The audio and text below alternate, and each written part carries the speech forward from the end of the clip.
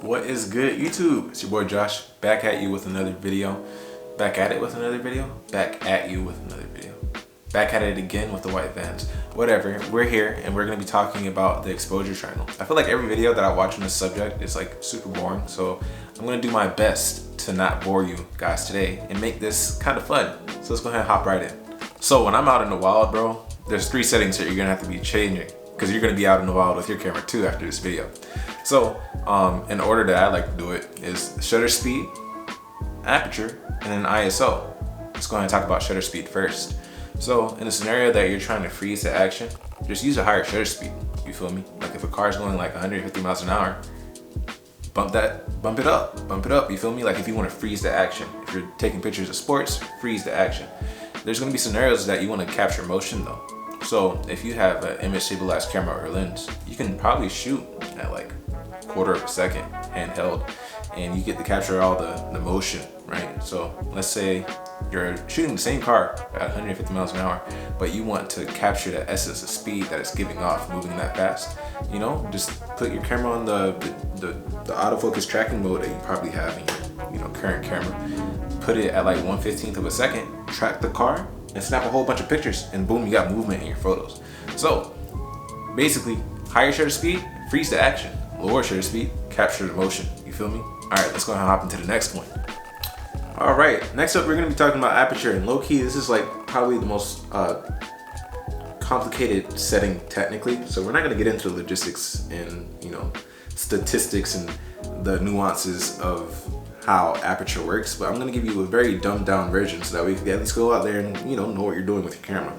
So usually when you're using a fast lens, something like a 1.4, 1.8, 2.8, you're gonna have a lot of flexibility to adjust your depth of field, right? That is basically what aperture is. It controls your depth of field. That is what gives you that blurry background, and then that is what makes your entire scene very sharp.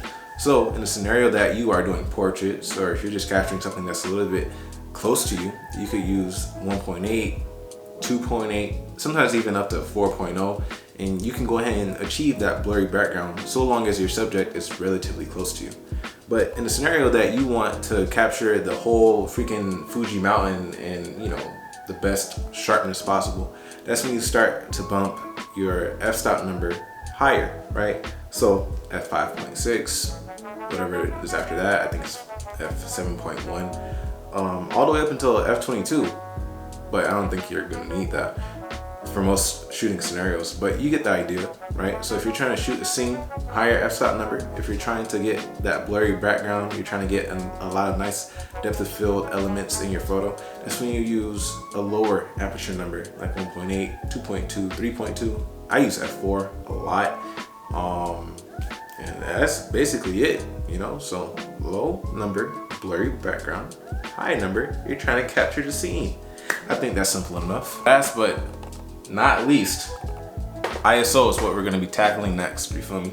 ISO, to put it very simply, is when you start to introduce fake light to the sensor. So if there's not enough available light, in your composition, that's when you would start to bump up the ISO so that way you can, have a very well exposed image, right? That's always the goal when you're taking photos, especially if you don't want to edit them.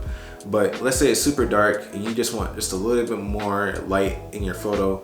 You would take your ISO from 100 to 200, or 200 to 600, 600 to 1800, like whatever it is that is going to suit the scene and give you the lighting that you want. That's how you would technically adjust your ISO. But a word of advice for ISO: adjust your shutter speed and your aperture first to get the lighting that you want. And if that doesn't work, use ISO as your last resort, because ISO introduces noise into your images, right? So in the scenario where I don't have a lot of light, I, stop down my shutter speed to something like really slow, like 1/4 of a second. And then after that, I'll probably go to my aperture setting, go down to 2.8 or 1.8, depending on the lens that I'm using. And then if it's still not enough light in my scene, that's when I'll start to adjust the ISO. Typically on full frame cameras, ISO performance is much better than on crop sensor. Crop sensor has like a lot more noise the higher you go with the ISO number.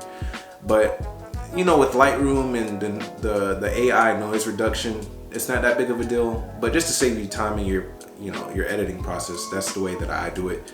But yeah, I hope that makes sense. I really tried to make this as quick and as easy to understand as possible. If you guys wanted more information on these settings, there's plenty of videos out there on YouTube. If you guys wanted more content from me on the exposure triangle, let me know, and I'll gladly do that for you. But yeah, that's basically how you shoot in manual. Like, it's really easy. Photography is not hard. Don't let people make you think that it's hard. It's not. And more than anything else, have fun doing it. But yeah, that's been your boy Josh. I have no clue what other content I'm gonna start putting out because I'm actually taking a break from photography at the moment. Like, my Instagram account is disabled. I don't pick up the camera much anymore.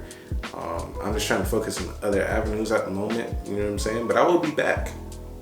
But in the meantime, I might start doing some vlogs, you know what I'm saying? Like, you know, that's not car related or camera related. Like, you know, just doing some regular people shit, you feel me? So, but yeah, I hope you guys enjoyed the video. I love you guys much. I appreciate all of you, all 31 of you. I really love you guys. I appreciate you, you know, coming along with me on this journey. But until the next video, I'll see you guys later.